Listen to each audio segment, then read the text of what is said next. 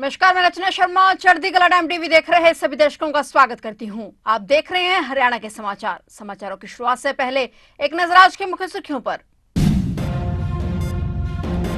चुनाव में जीत के बाद जगदीश सिंह झिंडा ने दिया इस्तीफा। चुनाव में जीत दर्ज करने के अगले दिन बड़ी हलचल। झिंडा ने अपनी सदस्यता से इस्तीफा देने का किया ऐलान।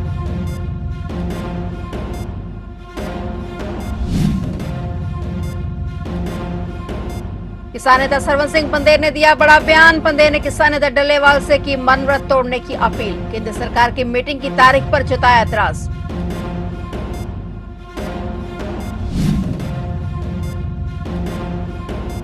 नीरज चोपड़ा ने चुपचाप शादी कर सबको चौंकाया। शादी के बंधन में बंधे हरियाणा के Olympian Neeraj Chopra. Tennis player Himani More के साथ लिए 7 फेरे। और अब समाचार विस्तार से। हरियाणा में पहली बार हुए हरियाणा सिख गुरुद्वारा प्रबंधक कमेटी के चुनाव शांतिपूर्ण तरीके से संपन्न हो गए हैं। चुनाव में सरदार जगदीश सिंह झिंडा गुट और निर्दलीय उम्मीदवारों का दबदबा रहा। पंथक दलों की बात करें तो सबसे अधिक झिंडा गुट के 11 सदस्यों ने जीत दर्ज की, जबकि 22 निर्दलीयों ने पंथक दलों के प्रत्याशियों को परास्त किया। वर्तमान में एडहॉक कमेटी के धर्म प्रचार कमेटी की कमान संभाल रहे सिख नेता संत बलजीत सिंह दादूवाल चुनाव हार गए हैं। वार्ड 35 कालांवाली से उनको 1771 वोटों से करारी हार का सामना करना पड़ा। सबसे ज्यादा कालांवाली में 90% और कैथल में सबसे कम 56% मतदान दर्ज किया गया। सिख नेता बलदेव सिंह कायमपुरी खुद चुनावी मैदान में नहीं थे, लेकिन उनके गुट के 4 सदस्यों ने जीत दर्ज की है। हरियाणा सिख एकता दल ने 7 उम्मीदवारों को अपना समर्थन दिया था, जिसमें 3 जीते हैं और इसके अलावा सिख समाज संस्था के 2 उम्मीदवारों ने जीत हासिल की है। इस बीच हरियाणा सिख गुरुद्वारा प्रबंधक कमेटी के चुनाव लड़ने वाले सभी प्रत्याशियों को मुख्यमंत्री नायब सिंह सैनी ने शुभकामनाएं देते हुए कहा कि नई कमेटी धार्मिक कार्यों और सामाजिक कार्यों को मजबूती प्रदान कर उन्हें आगे बढ़ाएगी। नई कमेटी समाज में एकता और सद्भाव को भी मजबूत करेगी। धन धन श्री गुरु ग्रंथ ਸਾਹਿਬ जी का बहुत बहुत शुक्रगुजार हाँ जी, जिन्हों ने मैनू सेवा बख्शी है जी।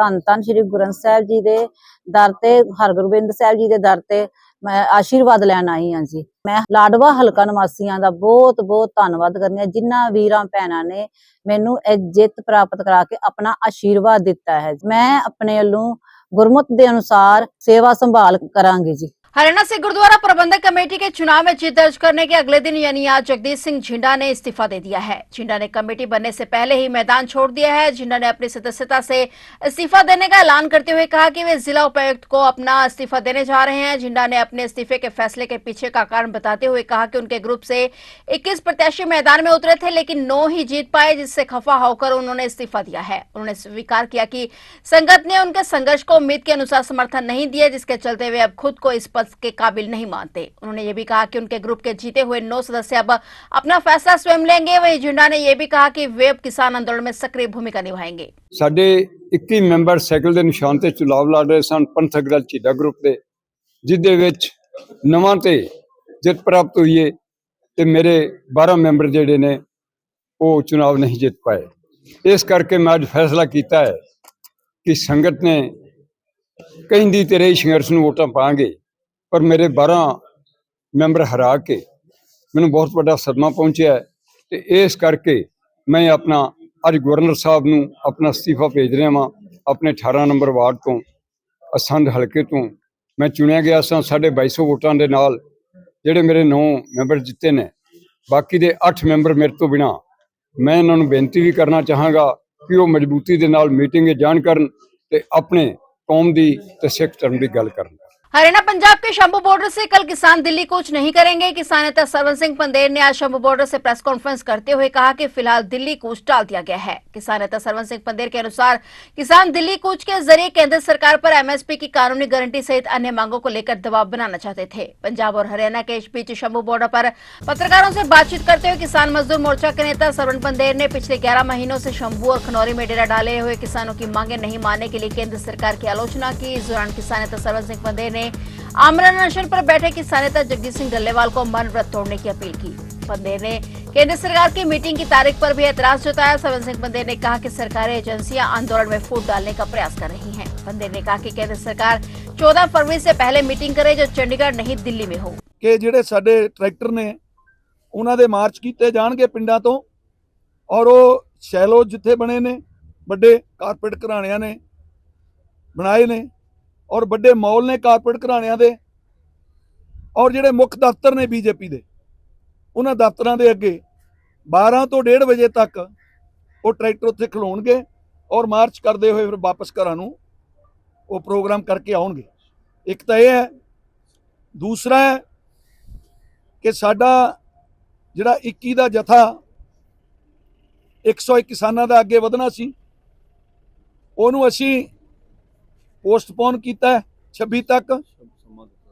ਉਹ ਸਰਕਾਰ ਨੂੰ ਅਸੀਂ ਸਮਾਂ ਦਿੱਤਾ ਹੈ, ਕਿਉਂਕਿ ਸਰਕਾਰ ਨੇ ਜਿਹੜੀ ਚਿੱਠੀ ਭੇਜੀ ਹੈ ਉਹਦੇ ਵਿੱਚ ਜਿਹੜੀ ਡੇਟ ਦਿੱਤੀ ਹੈ 14 ਤਰੀਕ, ਉਹ ਬਹੁਤ ਲੇਟ ਹੈ। ਸੋ ਅਸੀਂ ਸਮਝਦੇ ਹਾਂ ਮੀਟਿੰਗ ਪਹਿਲਾਂ ਹੋ ਸਕਦੀ ਹੈ। ਸਰਕਾਰ ਜਿਹੜਾ ਕਹਿੰਦੀ ਹੈ ਕਿ ਦਿੱਲੀ ਦੇ ਵਿੱਚ ਚੋਣ ਜ਼ਾਬਤਾ ਲੱਗਿਆ ਹੋਇਆ, ਇਹ ਗੁੰਮਰਾਹ ਕਰ ਰਹੀ ਹੈ, ਜਦ ਕਿ ਸਰਕਾਰ ਆਪਣੇ ਵੱਲੋਂ ਬੜੀਆਂ ਅਨਾਉਂਸਮੈਂਟ ਕਰ ਰਹੀ ਹੈ, ਜਿਹਦੇ ਵਿੱਚ ਹੁਣ 8ਵਾਂ ਪੇ ਕਮਿਸ਼ਨ, ਜਿਹਦੇ ਵਿੱਚ 2 ਲੱਖ ਕਰੋੜ ਦਾ ਭਾਰ ਹੋਰ ਵਧਿਆ। ਔਰ ਇਹ ਵੀ ਨਾਲ ਹੀ ਸਾਡਾ ਮੰਨਣਾ ਹੈ ਕਿ ਇਹ ਜਿਹੜੀ ਮੀਟਿੰਗ ਹੈ ਇਹ ਦਿੱਲੀ ਹੋਣੀ ਚਾਹੀਦੀ ਹੈ, ਕਿਉਂਕਿ ਦਿੱਲੀ ਸਰਕਾਰ ਨਾਲ ਰਿਲੇਟਡ ਹੈ ਤੇ ਸਾਡੀ ਮੀਟਿੰਗ ਜਿਹੜੀ ਆ ਉਹ ਦਿੱਲੀ ਹੋਵੇ ਤੇ ਉਹ ਮੀਟਿੰਗ ਜਿਹੜੀ ਪ੍ਰਭਾਵਸ਼ਾਲੀ ਜਾਏਗੀ ਔਰ ਉਹ ਵਧੀਆ ਰਹੇਗੀ। ਜਿੱਥੋਂ ਤੱਕ ਸਵਾਲ ਹੈਗਾ ਵਾ ਆਪਣਾ ਇਹਦਾ, ਆਪਾਂ ਅਪੀਲ ਕਰਨੀ ਸੀ, ਅਪੀਲ ਕਰਨ ਦਾ ਸਰਕ ਨੂੰ ਹੱਕ ਆ। ਹੁਣ ਅਪੀਲ ਤੇ ਮਤਲਬ ਜਿਹੜਾ ਵਾ ਉਹ ਲਿਖ ਵੀ ਦਿੱਤਾ ਵਾ ਆਪਾਂ ਉਹਨਾਂ ਨੂੰ, ਠੀਕ ਆ। ਅੱਗੇ ਮੈਨੂੰ ਲੱਗਦਾ ਵਾ ਵੀ ये आस है मैनू भी अपील मन्नी जाऊगी। हरियाणा के पानीपत के खंडरा गांव निवासी ओलंपियन नीरज चोपड़ा ने चुपचाप शादी कर सबको चौंका दिया है। उन्होंने सोनीपत के लड़सोली गांव की रहने वाली टेनिस प्लेयर हिमानी मोर के साथ 7 फेरे लिए हैं। उनके पिता Chandram state bank of India से करीब 2 महीने पहले ही रिटायर हुए हैं। नीरज ने शादी से जुड़ी तस्वीरें अपने सोशल मीडिया अकाउंट्स पर शेयर करते हुए लिखा कि जीवन के नए अध्याय की शुरुआत अपने परिवार के साथ की। शादी का कार्यक्रम बहुत ही गुपचुप तरीके से रखा गया था। शादी में सिर्फ लड़का लड़की के परिवार के सदस्य शामिल हुए। गांव और रिश्तेदारों में भी किसी को शादी के बारे में नहीं पता था। सोशल मीडिया पोस्ट के बाद सभी को शादी की सूचना मिली है। शादी 17 जनवरी को भारत में हुई है। नीरज अपनी दुल्हनिया के साथ रविवार सुबह विदेश में घूमने के लिए गए हैं और उनको वापस भारत लौटने के बाद ही रिसेप्शन पार्टी का आयोजन किया जाएगा। बता दें कि नीरज के ओलंपियन शूटर मनु भाकर से शादी की चर्चाएं चल रही थी, लेकिन परिवार के लोगों ने इस बात से इनकार कर दिया था।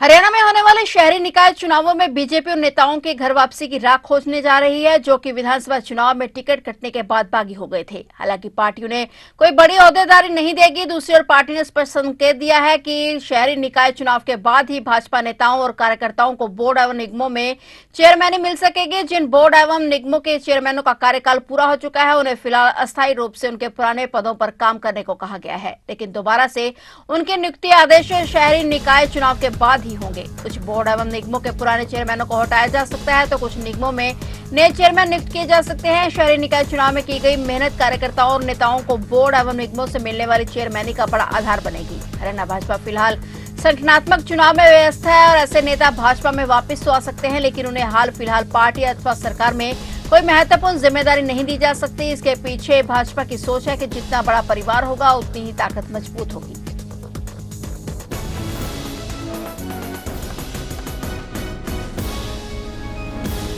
हरियाणा में बीजेपी के सामने एक नई मुश्किल खड़ी हो गई है। बीजेपी प्रदेश अध्यक्ष मोहनलाल बडोली पर गैंगरेप के आरोप लगे हैं, जिसको लेकर जांच जारी है और पार्टी के सीनियर नेता पर ये आरोप उस समय लगे हैं जब बीजेपी दिल्ली में सत्ता की कमान पाने की पूरी कोशिश कर रही है। हरियाणा में बीजेपी ने प्रदेश अध्यक्ष पद के लिए चुनाव अगली सूचना तक टाल दिया है और किसी तारीख की घोषणा भी नहीं की है। जो चुनाव जनवरी के अंत में हो जाने चाहिए थे, वो अब स्थानीय निकाय चुनाव के परिणाम आने के बाद ही होंगे। एक और जहां प्रदेश अध्यक्ष को बीजेपी के अन्य नेताओं से समर्थन मिल रहा है, वहीं अनिल विज का कहना है कि बडोली को अपने पद से इस्तीफा दे देना चाहिए। मोहन सिंह बडोली मुख्यमंत्री नायब सिंह सैनी के करीबी माने जाते हैं और इसी बीच कैबिनेट मंत्री अनिल विज का उनको लेकर बड़ा बयान आया है। अनिल विज का कहना है कि जब तक मोहनलाल बडोली जांच के दायरे में है, तब तक उन्हें हरियाणा बीजेपी अध्यक्ष पद छोड़ देना चाहिए। हालांकि विज ने यह भी कहा है कि उन्हें पूरा भरोसा है कि बडोली पूरी तरह से निर्दोष हैं और जल्द ही जांच में यह सामने आ जाएगा, लेकिन जब तक ऐसा नहीं हो जाता तब तक के लिए उन्हें पद से इस्तीफा दे देना चाहिए। जबकि मोहनलाल बडोली ने दावा किया है कि उन पर लगे आरोप निराधार और राजनीति से प्रेरित है।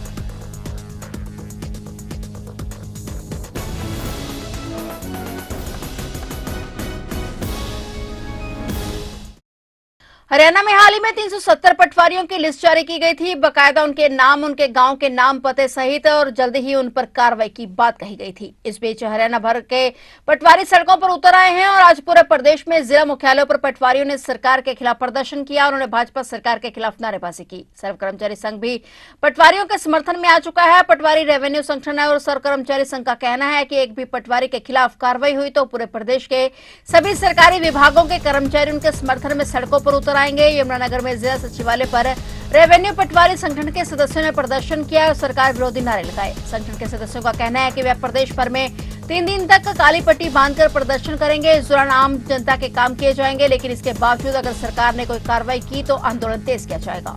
क्योंकि अगर जब भ्रष्ट आदमी है तो कोई कोर्ट डिसीजन करेगी।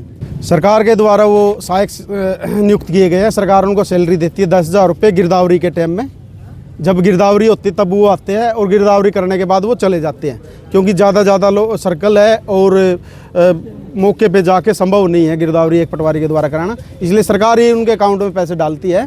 वो है वो पूरे हरियाणा में पूरे के पूरे जिलों में सारे ही 3 दिन का उनका काली पट्टी बांध के, काला रिबन बांध के विरोध प्रदर्शन है और वो हर अपने उपायुक्त महोदय को ज्ञापन देंगे, इसका रोष प्रदर्शन करेंगे ताकि सरकार इसका समाधान करे और दोबारा लेटर निकाल के इनको बेकसूर घोषित करे। क्योंकि एक हरियाणा में हमारे एक इज्जत ही होती है, ये इज्जत उछालने का सरकार ने जो काम किया है ये गलत किया है। हमने सीएम को कल लेटर लिख दिया परसों, और सीएम से एफसीआर साहब को और चीफ सेक्रेटरी को सभी को हमने लेटर लिखा है, रेवेन्यू मिनिस्टर को, कि भी इसके बारे में संज्ञान लिया जाए। तो सीएम साहब ने कहा कि हम इसका इंक्वायरी कराते हैं, तो हम इस बात का स्वागत भी करते हैं। इंक्वायरी कराते हैं, दूध का दूध, पानी का पानी करेंगे तो हम इसका स्वागत करते हैं। हिसार में हरियाणा पुलिस के एसपीओ ने बेटे और बहू पर फायरिंग कर दी। हमले के बाद दोनों गंभीर रूप से घायल हो गए। घायलों को तुरंत अस्पताल में भर्ती कराया गया, जहां उनका इलाज जारी है। वारदात को अंजाम देने के बाद मौके से फरार हुए आरोपी ने भी फांसी लगा ली थी और तीनों को अस्पताल में इलाज के लिए ले जाया गया। फिलहाल पुलिस ने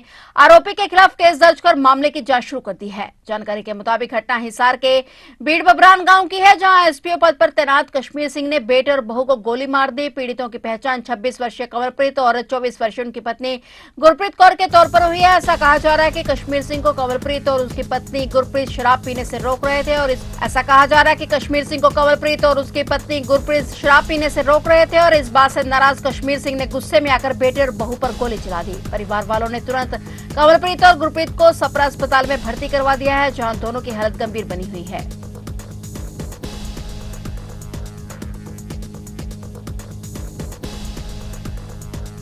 पानीपत जिले में उस समय हाहाकार मच गया जब वहां एक कपड़ा गोदाम में भीषण आग लग गई। सूचना मिलते ही फायर ब्रिगेड की टीम मौके पर पहुंची। फायर ब्रिगेड की 8 गाड़ियां 7 घंटे से आग बुझाने में जुटी हुई थी। आग जाने से करोड़ों का माल जलकर राख हो गया है। बताया जा रहा है कि आग शॉर्ट सर्किट की वजह से लगी है। आग एक दायरे में लगी है जिससे दूसरे क्षेत्र में नहीं फैली है। करीब 45 गाड़ियां आग को बुझाने के लिए पानी की बौछार कर चुकी थी, परंतु अब तक पूरी तरह आग नहीं बुझी थी। इस बात से अंदाजा लगाया जा सकता है कि आग कितनी भयंकर होगी।